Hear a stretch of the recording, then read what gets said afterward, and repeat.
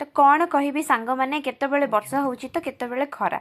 तो एक वर्षा खरा भितर ये हस्बैंड को टिके मोर हो फीवर। तो से मु टेम्परेचर चेक करने थर्मोमीटर नहीं कि देखुली केते कौन अच्छी। तो से गुन्नू कौच मम्मा मो ड्रेस खोली दियो मु भी टिके टेम्परेचर मापी मोर केते कौन अच्छी। और से भी से कौन टू टू आवाज कर जानते थर्मोमीटर आवाज हुए ना। तो बस सी आउ वेट न करी मुझे ड्रेस न खोली सी तार रेडी है कि थर्मोमीटर लगे चेक करने।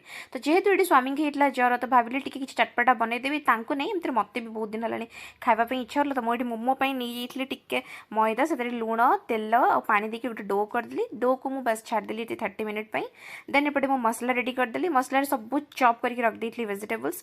देन कड़े नेली टिके तेल तापर अदा रसुण देन जो मुझे रेडी कर रखी सब वेजिटेबल से पकईली टिके सटा करी बस टिके लुण गोलमरीच आउ टिके सोया सॉस देन डन। मसला को साइड करदे एपटे मुझे नहीं जाइए जो स्टफिंग करने स्टफिंग करी टिके तेल लगेदेली चक्की छाड़ापी बहुत इजी हम। देन आपको 10 to 15 मिनिट छाड़देवे बस रेडी होगा मो मोमोज। तो गर्मा गर्म मोमो रेडी टे टेस्ट करके देखिए केमती लगुच बस यम्मी बहुत।